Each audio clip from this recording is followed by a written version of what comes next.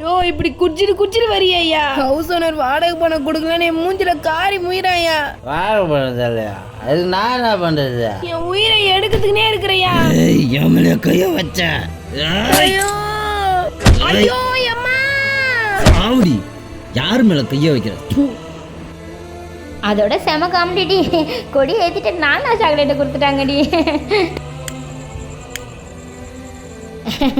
ஆமாம் ஆமாண்டி.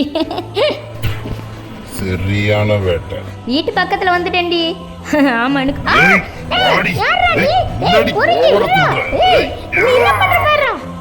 அம்மா என்னம்மா ஆச்சு? வர வழியில் ஒரு பொறிக்க நாய் என்ன ஐயா